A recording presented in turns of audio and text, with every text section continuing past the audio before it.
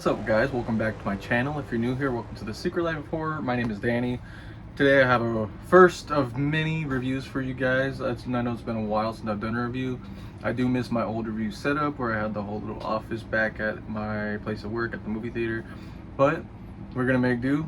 Hopefully I'll have a new review room specifically for reviews very soon. I have a whole lot of posters, and I'm looking at, we have this new opened up back room here at our house, and so I'm hoping to kind of turn that into like my new little studio area, and so maybe even have my collection in there too, to kind of have like two different places to film. Have this be more for like the unboxings and stuff like that. But while I was at Texas Frightmare Weekend, there was one movie that I was set out to watch, and if you watch my vlog you hear me talk about it multiple times, and that was The Barn 3. One of my favorite indie movie trilogies now. I was very excited to hear. It was really last minute because I don't know what it was with Texas Frightmare this year, but they really kind of waited to post a lot of stuff, like the panels and the movies and the screenings and stuff. And to me, that's my favorite part because you get to spend time with the filmmakers, you get to hear from the people that made the movies, but you get special screenings like this one. And so I was super stoked for The Barn 3. If you don't know The Barn, the first two movies, they're made by Justin Seaman. I believe they're available on Tubi, but he's really great, a really great film director and writer. Those movies have a bit of gore, but they're not like too over the top like the third one is, but really classic indie Halloween staples. The second one had like Drew Marvick in it. I'm trying to remember, it's been a while since I watched the first one. To me, this third one just blew it out of the water. The cast is insane. So essentially what the story is, right quick to recap if you don't know, there's like a town legend where if you knock on this barn door like 3 times to say these certain mantra, then you summon these 3 spirits that are the essence of Halloween. One of them is like a pumpkin, one of them is a scarecrow, I believe, and then there's the boogeyman.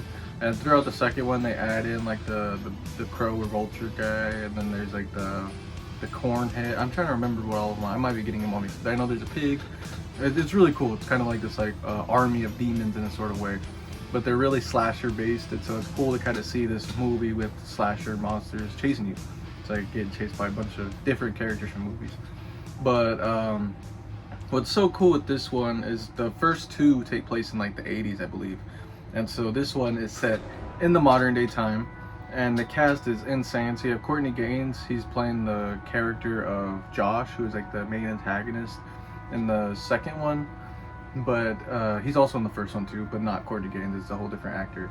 But this cast, it's a star-studded cast. You have John Cassier, you have Felissa Rose, our good friend Addison Bennett, who was just down here for Psycho Ape, was here for the he was here doing a showing, but he's in that movie as well. You have so many of the modern indie legends too, ones being named, built up, like Jessa Daisy. You also have Angel Bradford, Kansas Bowling, also in Psycho 8. But what's really cool is like, it's like a good collage, but this feels like the true stamp on the series. If you've seen the other 2, it's so much gorier than the other 2.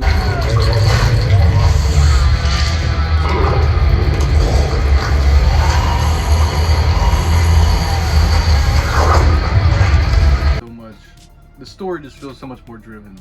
And there's, especially towards the end sequence, is one that's just kind of like a culmination of everything. We're like just kind of waiting for it to get to this point. I don't want to give any spoilers because it's not even really out yet at all, I don't think.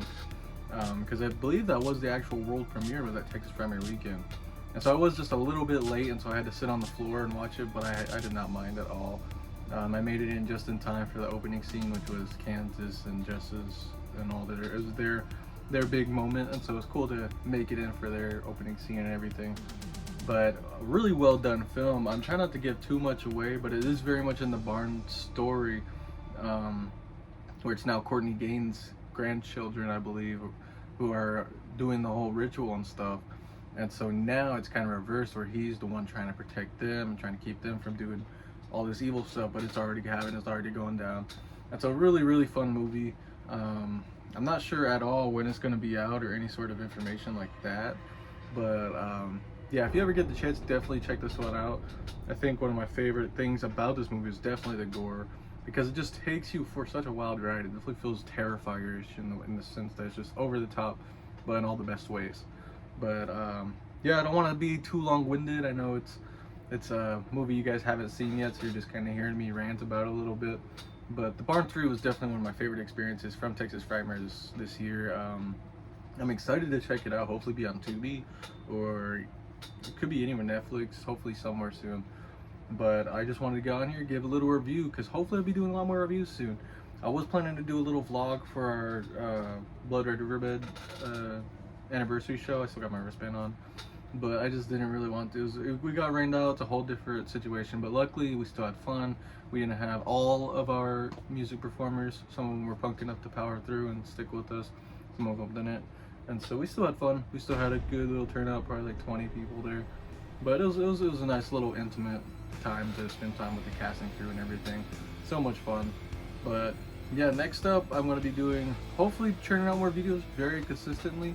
And so this is hopefully the first of those. And so I do have like a top 10 coming up. I want to do the top 10 of my favorite Asian horror movies.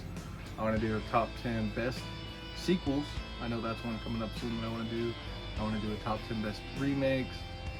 There's just a lot of lists and stuff fresh in my mind, plus unboxings. I've already gotten some more movies I want to show you guys, so there'll be a haul video coming soon. So yeah, some exciting stuff happening for the channel, so stay tuned please, and join me for this ride, because we got a lot of fun stuff coming up. But I think that's all that I have for you guys in this video, and so I will see you in the next one.